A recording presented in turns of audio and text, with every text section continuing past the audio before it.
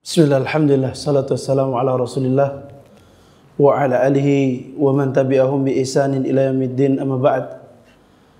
Ya ayyuhalladzina amanu taqullaha haqqa tuqatih wa la tamutunna illa wa antum muslimun. Fa inna asdaqal hadithi wa ahsanal kalami kitabullah wa khairal hadi hadi Muhammadin sallallahu alaihi wasallam wa syarrul umuri muhdatsatuha. Para bapak-bapak, para ikhwah yang dirahmati oleh Allah Subhanahu wa taala, kita bersyukur kepada Allah Subhanahu wa taala karena pagi hari ini Allah Subhanahu wa taala masih memberikan taufik kepada kita seluruhnya di dalam beribadah dan beramal baik. Semoga menjadi bekal bagi kita seluruhnya. Amin. Salawat dan salam selalu kita limpahkan kepada Nabi kita Muhammad sallallahu alaihi wasallam yang mana beliau adalah suri tauladan kita.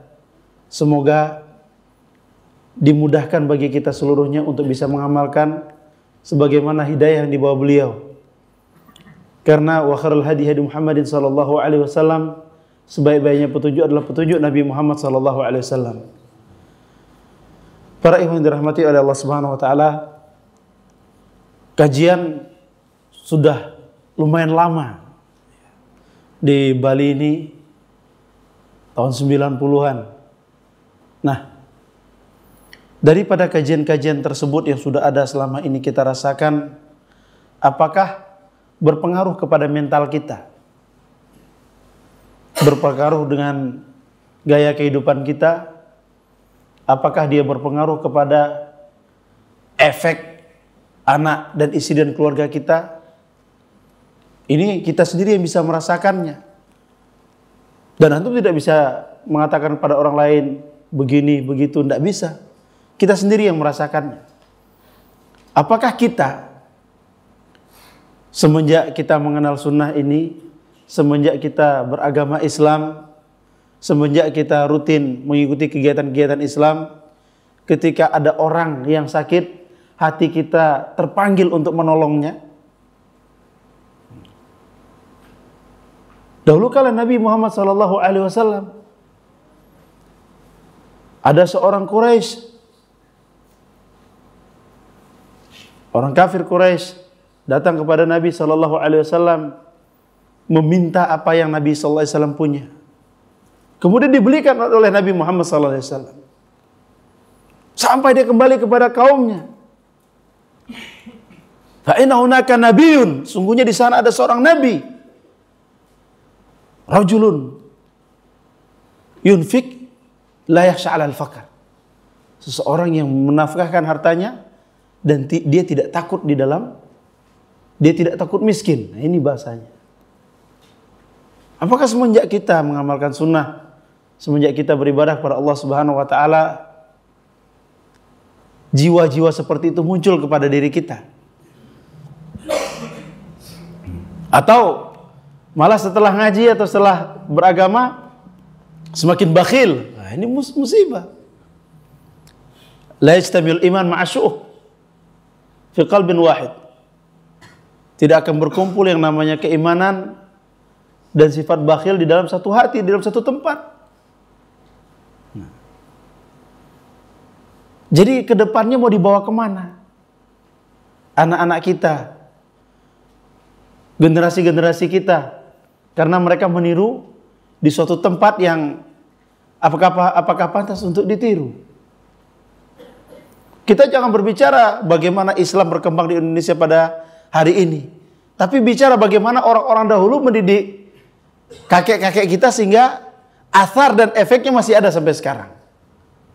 Walaupun akan hilang perlahan demi perlahan. Kalau antum bisa melihat di Kalimantan sendiri, kalau di sini saya tidak tahu ya, kuburan orang tempo dulu.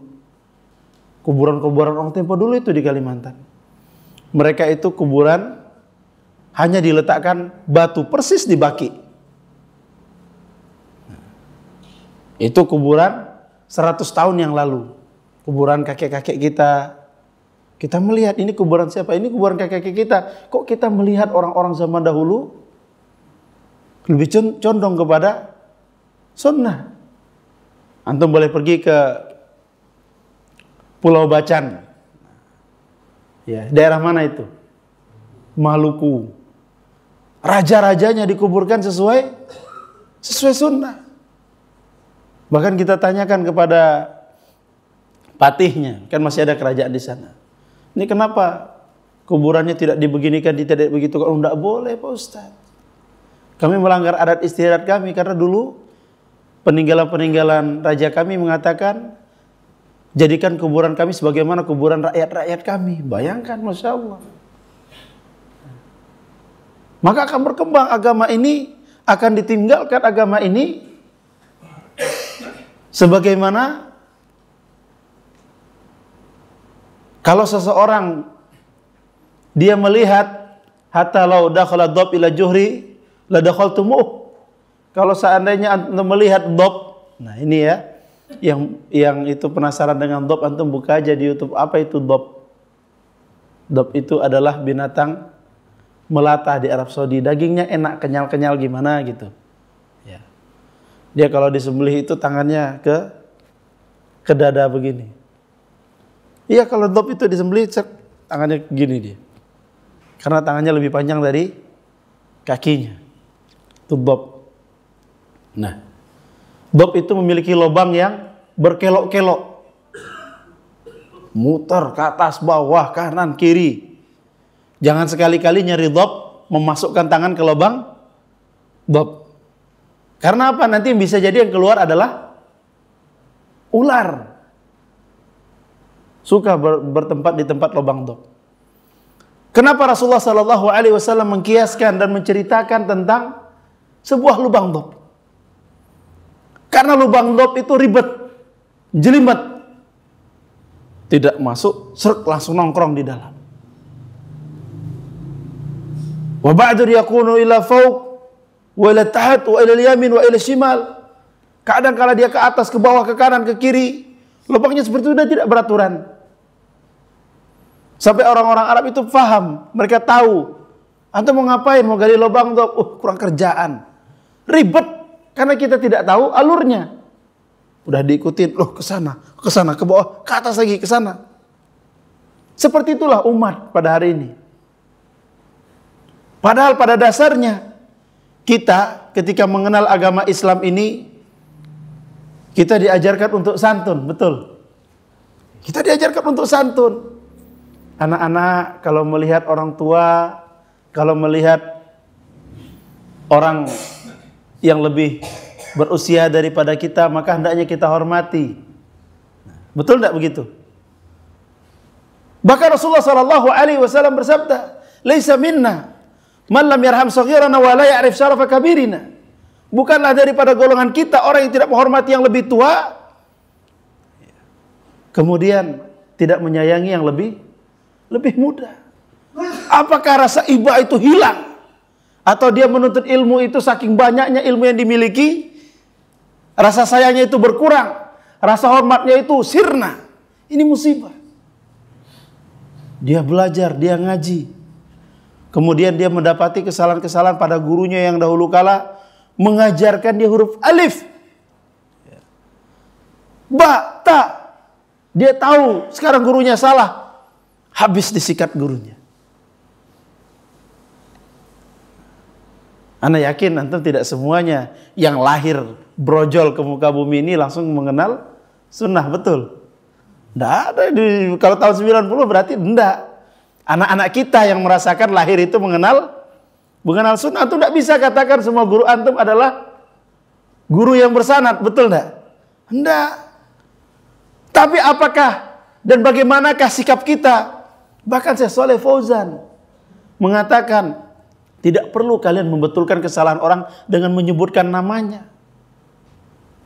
Kalau Syekh Shalih Fauzan mengatakan demikian, apalagi seorang murid kepada gurunya. Dulu kita diajarkan guru di sekolah 1 tambah 1 sama dengan 2. Kita belajar perkalian, kita diajarkan akhlak, diajarkan adab oleh guru-guru kita. Tapi lihat apa yang terjadi kepada umat. Santai dia. Dengan mengatasnamakan amar ma'ruf nahi mungkar, meninggalkan adab di dalam berilmu. Antum melihat tidak ada seperti itu? Santai dia, seolah tidak ada beban pada dirinya. ilmu yang diajarkan untuk menistakan gurunya, aib. Kalaupun misalnya guru kita salah, tidak perlu kita sebut namanya. Dulu kita diajarkan oleh guru kita, kalau setelah membaca Al-Quran, menghadap ke arah kiblat, kemudian angkat. Misalnya seperti itu. Jadi setelah baca Al-Quran, angkat. Oh, nah, ini sebagai bentuk pengagungan kepada Al-Quran. Misalnya ya. Jadi ketika ditanyakan, Ustaz bagaimana hukumnya? Setelah baca Al-Quran, Al-Qurannya diangkat kemudian diarahkan ke arah kiblat. Itu biasa dilakukan oleh Pak Fulan. Ya akhi, doakan beliau. Kalau antum melihat orang lain dalam keadaan salah, maka la yu'minu abdun hatta yuhibba li akhihi ma yuhibbu li nafsi. Kita semuanya tahu tentang itu. Tidak beriman seseorang sampai dia mencintai saudaranya sebagaimana dia mencintai dirinya sendiri. Apakah suka di antara kita untuk dinistakan atau diaib-aibkan atau dijelek-jelekkan depan orang lain? Jadi Islam itu sebenarnya mau dibawa kemana gitu loh. Ini pertanyaan. Apakah bagus nanti anak-anak keturunan kita, generasi-generasi setelah kita, ketika melihat kesalahan kita, disikat habis kitanya oleh mereka? Betul enggak? Antum mengajarkan harimau untuk menerkam, siap-siap kalau antum salah kita yang kena. Kita kena terkam. Tapi kita mengajarkan kepada berikutnya adalah adab akhlak. Ilmu yang baik itu dilihat daripada adabnya seseorang. Bahkan Rasulullah sallallahu alaihi wasallam bersabda, "Ana za'im fi baiti fi rabadil jannah liman tara al-mira'a wa in kana muhaqqan." Aku menjanjikan rumah di pinggir surga orang yang meninggalkan perdebatan walaupun dia benar. Wa za'im fi baiti fi rabadil jannah liman tarakal kadhib wa in kana mazihan. Wa baiti fi wasil jannah, dan rumah di tengah surga bagi orang-orang yang meninggalkan dusta walaupun dia sedang bercanda. Wa baiti fi a'lal jannah liman ahsana khalqah, dan rumah di atas yaitu surga Firdaus orang-orang yang baik akhlaknya. Ya betul kan, zaman sekarang ini saking banyaknya ilmunya, saking banyaknya hafalannya, saking bersanatnya gurunya, semuanya disikat sama dia sampai tidak tersisa satu manusia pun di atas muka bumi. Kita lihat bagaimana dulu guru kita dengan muka lelahnya. Orang zaman dulu kan guru-guru kita ngajar kita itu pakai sepeda ontel. Kita ingat sekali guru-guru kita ngajar kita pakai sepeda ontel. Udah sampai di kelas, aduh, kipas dulu, apalagi ibu-ibu guru ngajinya. Nah, alif di atas A, alif di bawah I. Ada enggak di sini dulu? Ya. Kalau di Kalimantan kita begitu karena Melayu. Kemudian A, I, U, Ba. Oh tidak boleh ya akhi dalam begitu. Wah, sikat semuanya. Hendak ajarkan kepada anak adab. Kalau orang salah, ajarkan bagaimana ketika ada orang salah itu dicintai dulu. Kita melihat sebuah kesalahan, ya akhi tidak boleh begitu. Kalau ada orang salah minum misalnya dengan tangan kiri, ini ijma ini. Semua orang mengatakan bahwa minum dengan tangan kiri itu tidak baik. Tapi ketika sebelum kita menegurnya kita berdoa, ya Allah mudah-mudahan ketika saya ngasih tahu dia tidak marah dan Engkaulah yang memberikan hidayah. Kalaupun dia marah, semoga kalau misalnya kita negur dia marah kemudian dia pergi, mudah-mudahan dia sadar nanti ketika di luar dan berpikir. Karena kita tidak diajarkan ketika masuk Islam atau ketika kita pemahaman Ahlussunnah wal Jamaah, kita kecuali diajarkan adab. Bagaimana dahulu kala ulama-ulama diperintahkan oleh ibunya, khudh min adabi qabla ilmi. Wahai anakku, ambillah adabnya sebelum engkau mengambil ilmunya. Nah, maka antum bisa lihat ustadz-ustadz yang masya Allah ya, mereka berbaur dengan masyarakat, ustadz-ustadz yang pengabdian, ustadz-ustadz yang masya Allah dengan masyarakat kerja mereka kerja itu jauh lebih menyayangi. Kenapa? Dia tahu masyarakat itu punya kesalahan. Lain nanti ketika saya tidak sarankan, kita kan banyak anak-anak kita disekolahkan, betul enggak? Disekolahkan ke pondok, jangan langsung memberi ruang. Ajak dulu ke masyarakat, ajak dulu duduk.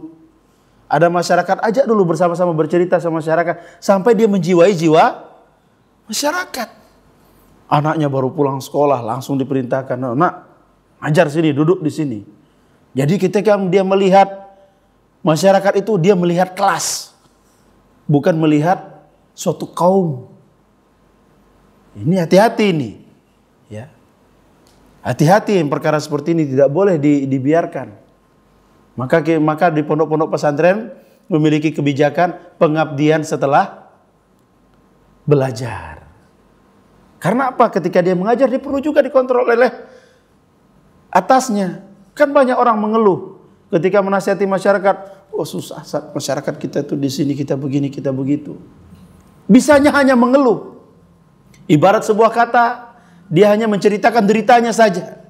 Antum tidak lihat bagaimana kita dikenalkan oleh guru-guru kita tentang cerita Bilal bin Rabah, yang mana ketika dia disiksa oleh majikannya, dia mengatakan Ahad, masih ingat cerita itu? Kita mendengar cerita bagaimana dahulu kala Abu Bakar Siddiq ketika mau hijrah ke kota Madinah, perjalanannya dari kota Mekah ke kota Madinah makan waktu 1 minggu, kemudian berdiam di Gua Thur selama 3 hari. Masih ingat bagaimana? Kemudian kita lihat Nabi SAW ketika beliau pergi ke Taif, berdakwah dilempari batu oleh anak-anak. Apakah kita lupa dengan sejarah para sahabat radhiyallahu anhum bahwa dakwah Islam ini adalah dakwah Ahlussunnah ini semuanya tegak di atas penderitaan, perjuangan dan pengorbanan. Tetapi kenapa kita membiasakan masyarakat kita, membiasakan anak-anak kita berdakwah itu keras dengan pendapatnya? Apakah kita belajar ilmu itu hanya untuk membesarkan kepala kita, mengeraskan hati kita, sampai orang lain tidak boleh berpendapat kecuali dengan pendapat kita?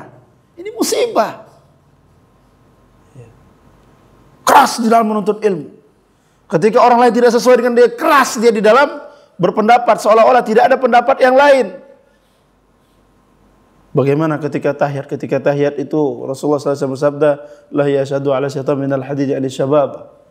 Kemudian karena Nabi SAW yarfa'u isabah yuhariku biya wa yad'u biya, menggerakkan begini. Saat yang tidak menggerakkan bagaimana? Atau saat yang tahiyatnya ketika begini bagaimana? Tidak, semuanya bid'ah. Sangar. Jamaahnya pun karena ada yang satu selera dengan ustadznya, apa katanya? Ini baru ustadz ana nih. Sangar katanya, begitu kan. Antum mau betinju atau mau ngaji? Ya. Kalau antum mau sangar-sangaran, sana di atas ring. Nah, ya kan? Kalau udah tanding itu begitu. Pilihannya menang atau kalah, gitu aja. Tapi dakwah tidak bisa, orang punya pendapat. Dengar dulu apa yang dimiliki dia. Dengar dulu apa yang dipunya oleh dia. Tanyakan, kita bertukar pikiran. Bisa jadi yang kita kerjakan itu tidak sesuai dengan tuntunan atau dalil yang sampai kepada kita tidak terlalu cukup. Makanya lihat bagaimana ulama-ulama dahulu kala, Imam Syafi'i, Imam Ahmad, kemudian Imam Malik dan Imam Abu Hanifah, semuanya berpendapat sama. Idza shahal haditsu fahuwa madhhabi. Apabila hadis itu benar, itulah madhabku. Bahkan Abu Hanifah mengatakan haramun la ahdin ayyaftiya bi kalami man la yadri min aina ma akhadtu. Tidak boleh seseorang berfatwa menggunakan perkataanku sementara dia tidak mengetahui dari mana aku mengambilnya. Tidak bisa. Menurut ustadz saya, yang benar itu seperti ini. Siapa ustadznya? Ustadz Sultan Jeffrey. Pokoknya selain beliau itu tidak benar, katanya. Nah, emang ustadznya sudah ada jaminan masuk surga apa? Tidak ada, semuanya sama-sama berharap. Kita sama-sama berdoa kepada Allah Subhanahu wa taala, ya Allah, ana pengen istiqomah. Bisa jadi, kata para ulama-ulama ahlul hadis, bisa jadi orang-orang yang aku sebutkan namanya di dalam kitabku, dia lebih mendahuluiku masuk ke dalam surga Allah Subhanahu wa taala. Hati-hati, bahaya itu. Ya. Karena kaidah usul fiqh pun bagi ahlus sunnah, al aslu fil mu'min husnuzan ila madalad dalilu ala khilafi. Asalnya kepada umat mukmin, umat Islam siapapun dia, husnuzan. Dia pergi ke masjid, sholatnya muter-muter. Ini afwan loh ya, contohnya bagi orang yang memahami sebuah dalil, kita mendahulukan yang kanan, daripada yang kiri muter-muter tangannya. Allah. Saya itu sebuah contoh. Tanya dulu kenapa Pak? Oh, saya mendengar hadis dari Aisyah radhiyallahu anha, karena Nabi SAW yujibu tayammun. Nabi SAW itu selalu mendahulukan yang kanan. Oh, tapi apakah dicontohkan dalam sholat? Oh iya juga ya Pak, coba kita cari dalil dalam sholat. Nah, ada dalil orang kemudian misalnya bersalam-salaman, ketemu salam, kemudian habis sholat salam, habis makan salam, itu terjadi. Nanti habis pisah dari tempat wudhu, ketemu ke dalam masjid, assalamualaikum, salam lagi, balik tirai, pergi ke belakang ambil buku, ketemu lagi, salam, salam lagi. Kenapa baru ketemu ini? Lihat dulu dalilnya, apakah di situ tempatnya. Mau minum, bismillah, makan satu suap, bismillah, makan suap kedua, bismillah, makan suap ketiga, bismillah. Bisa jadi seseorang itu ada syubhat di kepalanya, ada sesuatu yang perlu dihilangkan di kepalanya. Bagaimana antum menghilangkan syubhat di dalam jiwa dan diri seseorang itu dengan cara marah-marah? Saya sendiri kalau digitukan tidak terima, apalagi orang lain. Datang sama kita, Ustaz, jangan macam-macam lu Ustaz ya. Tadi salah tuh. Apanya yang salah? Masa orang tahiyat gini-gini? Tahiyat tuh begini. Nah, bukan gini. Nah,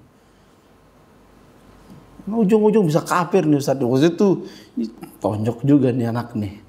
Akhirnya begitu. Apalagi masyarakat umum yang dari kecil dia taunya sunnah atau amalan yang dikerjakan seperti itu. Antum akan rubah, kita akan rubah dalam jarak satu hari. Antum mustahil. Nah, bahkan akan ada orang yang komen sama kita, saya kok tidak tenang yang mengamalkan seperti itu, karena perubahan itu perlu gesekan. Nah, maka ini itu perkara yang pertama adalah miliki rasa sayang. Sebagaimana lanjutan tadi malam, rahimallahu man yahamu fil ard. Allah Subhanahu wa taala di atas langit menyayangi semua yang menyayangi di atas muka bumi. Kita sering kena komplain, paling sering kena komplain. Ustaz, saya ini susah Ustaz, keluarga saya setiap ada tanggal sekian-sekian selalu mengeluarkan sesajen. Kalau kami di sana kan adab-adab atau kepercayaan animis itu masih sangat kental. Ya namanya orang Kalimantan, mana ada agama di sana. Dia taunya barang-barang gaib. Pisau terbang, mandau terbang, ya taunya begitu di sana. Saat itu di keluarga saya itu sedang mandiin mandaunya, sedang mandiin begini begitu. Bagaimana? Apa sikap saya selanjutnya? Doakan mereka. Saya tetap bagaimanapun memerintahkan atau mengajak teman-teman itu untuk doakan dulu. Sampai dia duduk, dia bertanya, datang kepada antum, Bang, boleh enggak ya kayak gini ya? Saya tahu saya itu enggak boleh. Saat apakah kita mendiamkan diri? Dia tidak. Rasulullah SAW bersabda, "Man ra'a minkum munkaran falyughayyirhu biyadihi." Barang siapa di antara kalian melihat kemungkaran, maka rubahlah dengan tangannya, dengan kemampuan dia. Wa illam yastati fa bilisani. Apabila tidak mampu dengan tangannya, maka dengan lisannya. Wa illam yastati fa biqalbihi. Kalau tidak mampu, maka dengan hatinya. Doakan dia di belakang. Wa dzalika adaful iman, iman yang terlemah. Jangan ada orang langsung mengutarakan iman yang terkuat. Repot nanti. Orang pergi ke masjid. Ini terjadi loh. Ketika pulang dari masjid semuanya bawa martil. Oh, dakwah begitu terjadi. Ngelihat ada patung, ngelihat ada yang tidak sesuai, ada sembahan, sikat. Oh, kalau di sini di Bali gimana? Nah. Kalau di Kalimantan itu setiap ujung simpang jalan itu, setiap ujungnya selalu mesti ada sesajen. Ya. Karena kepercayaan orang sana, setiap ujung, setiap lembah itu ada penunggunya. Kerjain sama anak, ini kesyirikan di atas muka bumi, sikat katanya. Apakah dahulu kala dakwah Nabi SAW seperti itu? Tidak, perlahan-lahan. Doakan dulu. Kita mengajak orang, tapi mengajak orang dalam keadaan sombong. Ya, naudzubillah. Oh, yang dakwah sini ini saya ini. Kalau enggak gitu, enggak Islam semua mereka. Bagaimana muridnya tidak sombong sama gurunya karena diajarkan sombong? Bukankah dakwah itu karena Allah Subhanahu wa taala? Coba kita berpikir ulang. Apa faedahnya kita melakukan hal demikian? Nabi SAW, Nabi loh, apa kurangnya Nabi? Doanya diterima oleh Allah Subhanahu wa taala. Dosa-dosanya diampuni dari awal sampai akhir. Pamannya sendiri tidak bisa diberikan hidayah. Sampai berdoa datang sampai mau meninggal pamannya. Ya ammi, qul la ilaha illallah kalimatul ahaju bika indallah. Wahai pamanku, ucapkan la ilaha illallah, kalimat yang aku akan beralasan kepada Allah untuk membelamu. Sampai Allah menurunkan ayat kul innaka la tahdi man ahbabta walakin Allah yahdi may yasha. Engkau tidak bisa memberikan hidayah kepada orang yang engkau cintai, tidak bisa. Ya, innaka la tahdi man ahbabta. Maka ketika kita berdakwah, ketika kita bersama masyarakat menjelaskan sunnah, menjelaskan agama ini, itu hal yang paling utama dan yang paling diutamakan hati kita. Usikum wa iya nafsi bitaqwallah. Apakah sebelum kita berdakwah, sebelum kita kajian, sebelum kita pulang pergi ke rumah, kita mendoakan anak kita, istri kita, lingkungan kita, teman-teman kita yang salah? Ustaz, pertanyaan paling banyak kan begitu kan? Di rumah saya tuh masih begini-begini, Ustaz. Itu apa yang harus saya lakukan? Betul enggak? 99,9% kita tidak sabar di dalam berdakwah. Datang para sahabat radhiyallahu anhu kepada Nabi Muhammad sallallahu alaihi wasallam. Wa huwa bijanibil Ka'bah, dan Rasulullah sedang berada di samping Ka'bah. Ya Rasulullah, lihat keadaan kita terjepit. Ya Rasulullah, kita susah.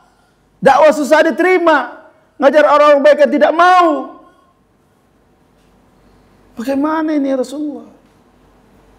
Apa kata pesan Nabi sallallahu alaihi wasallam? Fa inna qablakum, sesungguhnya orang-orang sebelum kalian, waqad yuqta bi minsyar, ada yang digergaji dengan sisir. Kalau masih ada ndak, antum masih ketemu ndak gergaji kayu yang pakai tarik itu? Nah, ada yang digergaji seperti itu. Kepalanya dibelah. Ada yang dibunuh, ada yang dijemur. Kemudian Nabi sallallahu alaihi wasallam mengatakan, innakum qaumun tastajilun. Sungguhnya kalian terburu-buru. Bagaimana penderitaan para sahabat radhiyallahu anhum masih dikatakan oleh Nabi sallallahu alaihi wasallam sebagai orang yang terburu-buru loh kita. Kita masih aman sholat di masjid seperti ini.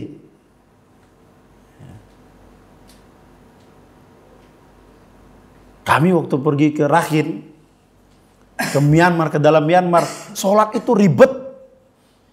Ini jenggot, ini masalah ini. Ya. Orang lihat, kayaknya orang Islam ini mau ngapain masuk ke daerah Arakan. Nah, ya udah sampai sana, ya udah tawakal. Ya Allah, kalau jalan pulang masih bagus maka pulangkanlah. Kalau enggak ya sudah, istiqomahkanlah. Itu seorang mukmin begitu ketika pergi.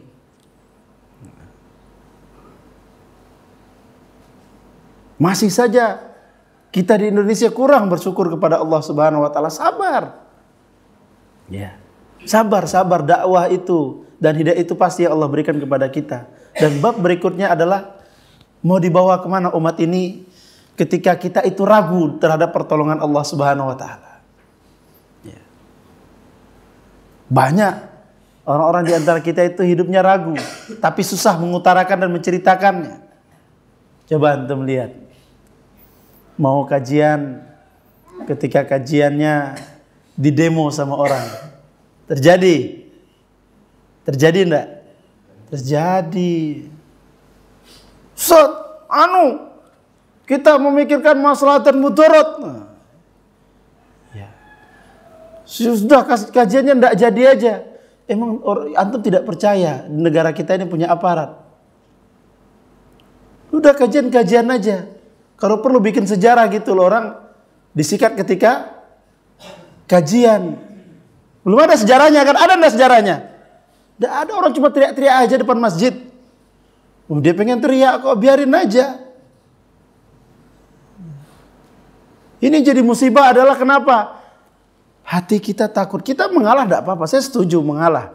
Ada yang memikirkan masalah dan mudarat mengalah. Tidak apa-apa, boleh. Tapi hati kita itu takut, ini musibah.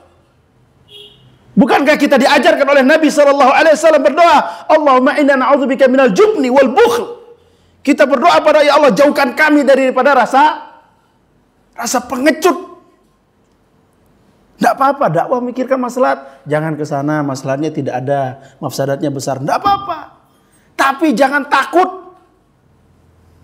Ustaz ketika ditanyain sama orang, antum bisa bayangkan kalau ustadz-ustadznya, misalnya saya ngisi kajian di suatu daerah ditanyakan, Ustaz bagaimana kami ini Ustaz ketika kami mau pergi ke masjid masih dilemparin pakai batu. Ada enggak daerah seperti itu? Ada di Indonesia. Jangankan orang lain, mobil saya aja lempar batu habis kajian. Pong katanya. Duh, kacau. Seperti itulah dakwah. Jadi ada sesuatu yang ditanya malaikat dan kita bisa menjawab. Kita akan mendengar cerita Nabi dahulu kala ketika pergi ke Taif dilempari batu sampai luka. Lah antum mau selamat. Ya. Antum dakwah mau selamat. Kayaknya kitab antum salah apa gimana itu? Ya. Semakin kuat dakwah ini, semakin kencang dakwah ini, maka lawannya juga semakin dahsyat. Lihat bagaimana dahulu kala zaman Nabi Musa alaihissalam. Bagaimana Nabi Ibrahim, bagaimana Nabi Yusuf sampai berpisah dengan keluarganya. Bagaimana Nabi Muhammad SAW, bagaimana para sahabat. Susahnya, lelahnya, cobaan yang mereka terima. Lalu kita mau dakwah, mau menjalankan agama Islam ini, maunya aman-aman. Ini kayaknya salah kitab. Ini ada yang salah di diri kita. Saat anak nih beragama nih, menurut anak itu adalah pengen tenang, itu bukan tidak ada gangguan. Tenang itu adalah ketika diganggu dia tetap enjoy aja. Orang mau ribet, orang mau begini. Ada banyak daerah-daerah kita yang ustadz-ustadznya itu istrinya orang cadar pertama di kampung. Banyak seperti itu. Ini ustadz ini kembali ke daerahnya, dia adalah ahlus sunnah pertama dan sendirian dan satu-satunya. Kalau ngajar pun yang diajarin, bolehnya sama orang kampung yang diajarin apa? Iqra. Apakah dia putus asa? Dia menangis. Sudahlah, anda tidak mau dakwah di sini. Kenapa? Tidak diizinkan ngisi kajian, hanya boleh ngajarin alif, bata. Sudah, jangan sedih. Berarti Allah takdirkan kita hanya memulai dari alif. Nah. Ada yang lain tidak mau berdakwah karena takut. Ini sifat takut ini betul-betul musibah ini, ya. Betul-betul musibah, harus dihilangkan. Tidak apa-apa antum. Kita pikirkan masalahnya, mudaratnya seperti itu. Iya. Jangan antum ngomong begitu sambil bergetar. Kita pikirkan masalah dan antum kita itu kalau mati masuk surga. Kalau tidak mati itu namanya bonus di dalam hidup di atas muka bumi. Apa yang kita takutkan? Mau kita di rumah, mau kita berdakwah, mau kita lagi jalan, mau kita jadi relawan, kalau mati pasti mati. Ada yang menyangkal ini, ada enggak? Tidak ada. Terus kenapa kita ragu? Kitab tauhid itu dari zaman dulu sampai sekarang isinya cuma itu saja. Tapi nyatanya prakteknya di lapangan kal ankabut. Ada satu masalah semuanya ribut. Yang bikin ribut ini apa? Orang takut bikin alasan. Ini musibah ini. Oh jangan di akhi. Anda melihat begini. Kita jangan pikirkan urusan kita saja, tapi kita pikirkan anak dan istri kita. Alasan itu selalu mencari teman yang bisa digaitkan, ya, dan untuk bisa dibawa-bawa agar dia menjadi tampak sempurna. Takut itu seperti itu. Apakah antum tidak lihat bagaimana nabi-nabi dahulu kala punya istri dan punya anak, apakah mereka berhenti berdakwah? Oh, enggak. Kalau perlu bikin wasiat sama istri, Dek, siapa Rabb kita? Allah Subhanahu wa taala. Ya. Siapa yang memberikan takdir kepada kita? Allah Subhanahu wa taala. Kalau Allah ingin celaka, maka tidak akan ada yang selamat. La yusibana illa ma kataballahu lana, tidak akan ada musibah atau segala sesuatu yang menimpa kita kecuali sudah Allah takdirkan kepada kita. Kalau kalian pergi keluar rumah, berjalan, kemudian Allah menakdirkan kepada kalian, saya ikhlas. Kalau saya pergi berdakwah, kita pergi keluar rumah, terjadi apa-apa sama kita, kalian juga harus ikhlas. Jangan luntur dengan kilatan pedang. Jangan mundur karena melihat setetes darah. Tidak boleh. Orang Ahlussunnah itu darahnya adalah darah pejuang. Bukan darahnya itu darah ayam beras. Sembelih depan temannya yang lain, ayam yang lain semuanya kabur. Darahnya itu darah ayam jago. Lihat temannya disembelih, diserangnya antum. Begitu. Jadi yang masih dakwah ragu-ragu ya, atau takut dengan takdir yang satu itu, berdoa kepada Allah Subhanahu wa taala. Allahumma inna na'udzubika minal jubni wal bukhl. Berdoa. Wa minal ajzi wal kasal. Wa minal ghalabati daini wa qahri rijal. Kalau dakwah ini tidak kita yang pegang, tidak kita yang menegakkan, siapa lagi coba? Mau dibawa kemana? Ya. Orang Islam ini mau dibawa kemana semuanya? Rasa ketakutan muncul. Ustaz, ini kalau kita tidak begini, kita tidak begini, kita tidak turunkan, kita tidak bergerak begini, nanti gimana Ustaz? Nanti akan terjadi seperti ini. Idenya seolah-olah sampai mengalahkan takdir. Itu terjadi. Kita harus kompak, kita harus bersatu. Nanti di dalam kita sikut-sikutan. Ngapain? Sibuk ngurusin itu. Diajak semuanya orang terjun ke suatu tempat, tapi tidak ada yang mengenal alif dan ta. Kita nanti harus milih ini. Ya, jangan lupa coblos nomor. Sibuk dengan itu. Ajarkan umat akidah yang benar. Ajarkan umat Islam yang benar. Otak masyarakat, otak umat itu bisa sendiri nanti pilih mana yang baik. Betul tidak? Tidak ada yang salah Ahlussunnah di dalam bergerak. Kenapa mereka tahu yang capek-capek kampanye itu diakibatkan akidah tidak ada pada suatu umat. Sibukkan umat dengan akidah, sibukkan umat dengan belajar agama. Nanti muncul sendiri pemimpin yang dipilih oleh masyarakat yang benar. Kita mau ngajak manusia lain kompak ketika dilihat oleh kilatan-kilatan rupiah. Kalau dulu kan matanya hijau, sekarang matanya merah. Iya, uang yang paling besar merah kan? Dulu matanya hijau, matanya ya dilihat uang. Sekarang matanya merah. Tidak bisa. Kuatkan dakwah itu dengan akidah yang baik, ilmu yang baik. Fokus mendidik anak-anak. Terus jangan putus asa, jangan luntur. Nah, kemudian para ikhwah yang dirahmati oleh Allah Subhanahu wa taala, nah habis 1 jam. Ya. Karena waktunya sudah habis. Berapa, Pak? 10 menit lagi, ya. Bab yang terakhir di ujungnya adalah jangan takut dengan rezeki. Ini 3 perkara musibah bagi kita. Yang pertama, adab tidak ada. Yang kedua, rasa takut muncul. Yang ketiga, bingung memikirkan rezeki. Banyak orang tidak sempat pergi kajian, ya.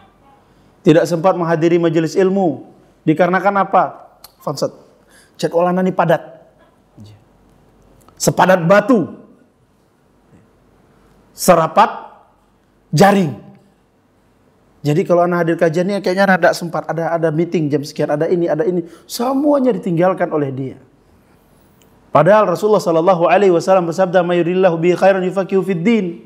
Barang siapa yang Allah Subhanahu Wa Taala inginkan kebaikan ada pada dia, maka dibuat paham terhadap ilmu agama. Ini awal kehancuran umat. Jadi belajar itu kapan? Ada waktu kosong. Nantilah kalau saya lihat ada waktu kosong, tidak bisa begitu. Itu harus dirubah watak, mindset seperti itu harus dirubah total.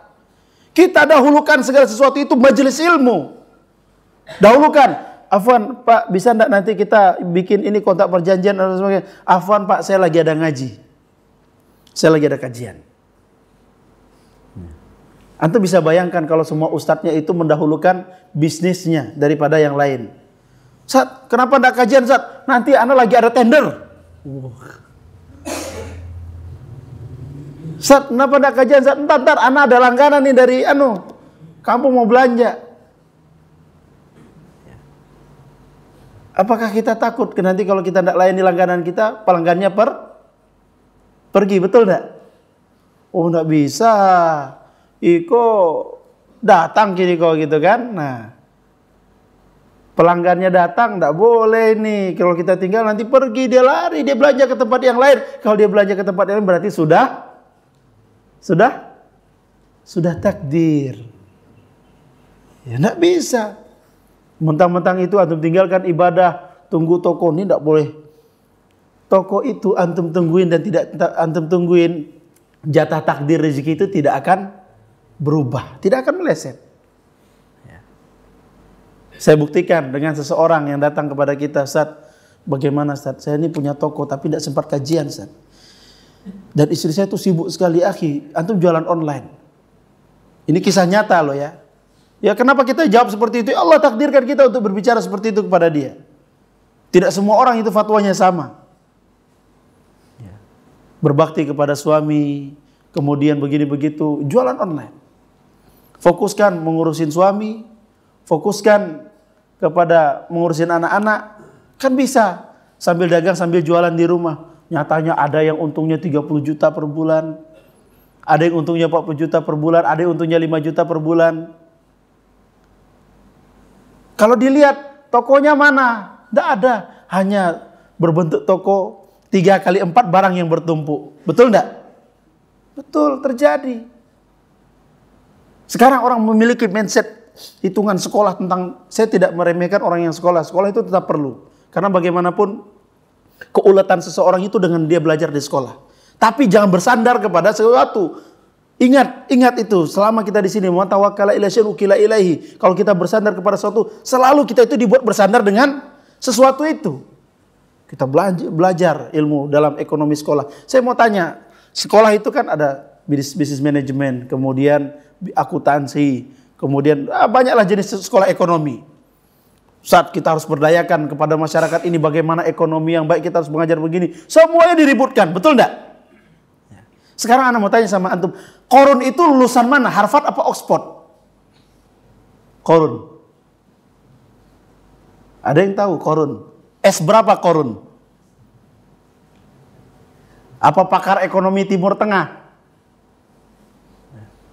Tidak ada teori manapun secanggih apapun di atas muka bumi ini, hartanya melebihi Korun sampai hari ini.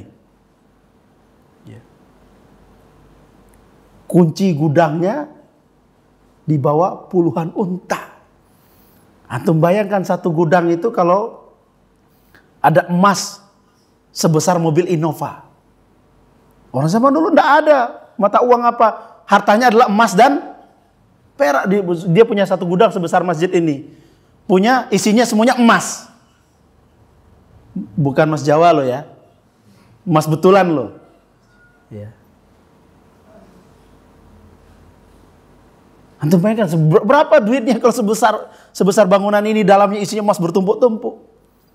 Dan gudangnya itu puluhan, ratusan gudangnya. Tamatan mana Korun? Oh iya dulu dia belajar di Oxford University, Ustaz. Pakar ekonomi. Dia memiliki sistem akuntansi marketing yang terbaik di atas muka bumi. Ada? Tidak ada. Tetapi ketika Allah Subhanahu wa taala menakdirkan kepada sesuatu, sudah jadi. Maka fokuskan kita terhadap ibadah.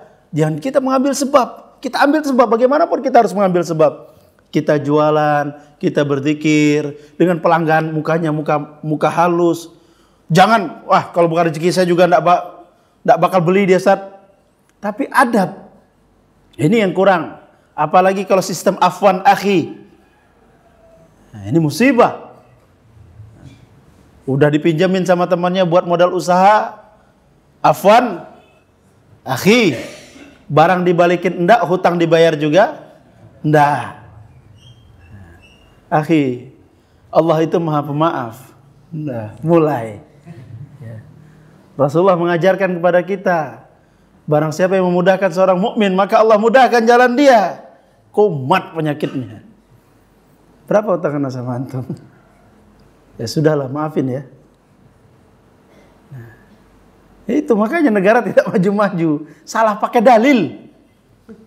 Dalil ditempatkan bukan pada tempatnya. Zaman sekarang istilahnya itu garangan yang salah daripada yang benar. Betul enggak?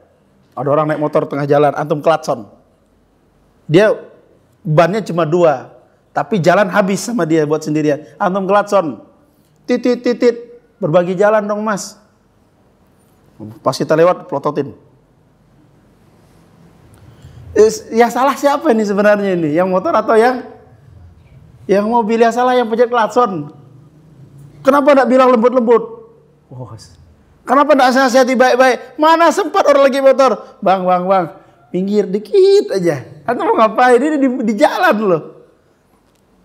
Sekarang kan zamannya begitu. Sehingga kalau ada orang lain tidak hadir kajian, Afwan kemana kemarin? Weh, anak tidak sempat kajian, lagi ada bisnis ini, bongkar gudang katanya. Hari Senin bongkar gudang, hari Selasa muat barang. Nanti hari Minggu bongkar gudang lagi, hari Rabu muat barang, hari Kamis ngecek barang, hari Jumat audit, hari Sabtu sibuk nyari barang yang sisa, hari Minggu nanti bongkar barang lagi, hari Senin muat barang. Kapan kajiannya? Nanti kalau sempat. Ini ada yang salah. Ada yang salah cara mindset berpikirnya. Mau dibawa kemana agama ini seperti itu? Kita punya kesibukan, nanti anak kita punya kesibukan. Lihat bagaimana dahulu kala Umar bin Khattab. Ini athar yang ma'ruf. Kalau beliau tidak dapat turun ke kota, ya tabadalun. Mereka bergilir-giliran dengan sahabatnya yang lain. Dahulu kala para sahabat yang fil badiyah, di gurun pasir. Mereka belajar kepada Nabi, tinggal di masjid Nabi 1 bulan. Falamma mashtaqu ila ahli raja'u ilaihim. Kemudian ketika sudah rindu dengan keluarganya baru dia pulang. Tidak ada judulnya. Anak sih zaman sudah canggih.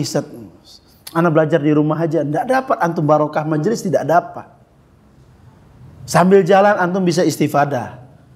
Tapi kalau barokah majelis tetap antum datang di majelis, baru Allah berikan berkahnya. Wa anzala fihim sakinatu min rabbihim wa rahmah. Allah turunkan sakinah dalamnya dan rahmat. Karena ilmu itu ditularkan, dilihat bagaimana ustadznya, dilihat bagaimana adabnya, ilmu ditularkan. Makanya zaman sekarang itu banyak orang-orang Islam seperti robot, ya begitu. Dia dapat ilmu dari Mbah Kogel, Mbah paling sakti.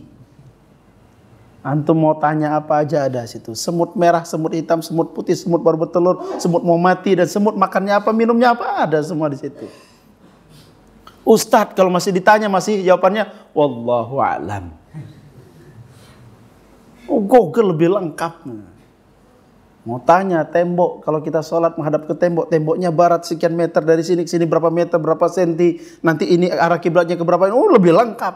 Ustadz ditanya, Ustadz bagaimana di sana? Wallahu a'lam, tidak canggih. Jangan seperti itu. Kita bukan robot. Ya. Nah, karena waktunya sudah selesai, saya tutup sampai di sini. Silahkan ada yang mau ditanyakan. Ada waktu kam daqiqah Ustaz? 10 daqaik? 5 menit. Ya. 5 menit pertanyaan. Ya kalau tidak ada jangan tanya lah, sudah capek ini pagi kan. Antum simpan aja pertanyaannya. Ya. Nanti insyaallah lain kali kita ketemu lagi. Soalnya adik saya di Lombok juga ada. Jadi nanti kalau sambil lewat kan bisa mampir ke Bali. Nah. Doain aja mudah-mudahan kita nanti bolak-balik sering ke sini, dan antum juga kalau ke Kalimantan jangan lupa dengan kita. Wah, anak mau Kalimantan nih. Kita tidak tahu rezeki antum di mana, ada bisnis apa ke sana. Ya anak tidak lupa kok, tenang aja. Saat anak dulu yang Bali ngaji sama antum, saat tidak ada ketemu kita itu. Siapa ya? Saya tidak kenal kok. Tidak begitu insyaallah. Ya, kita wajah aja yang begini. Ya, tapi hatinya lebih sangar lagi. Nah, kita tutup dulu sampai di sini. Mudah-mudahan bermanfaat bagi kita seluruhnya.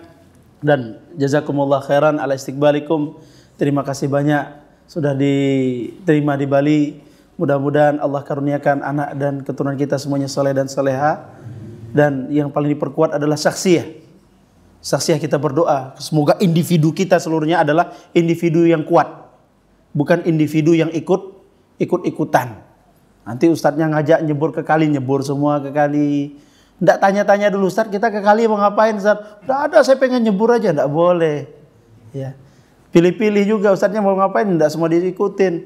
Ustadznya pakai sepatu Reebok, semua jamaah harus sepatu Reebok. Yang pakai merek Nike, nggak, ini bid'ah. Nggak boleh begitu.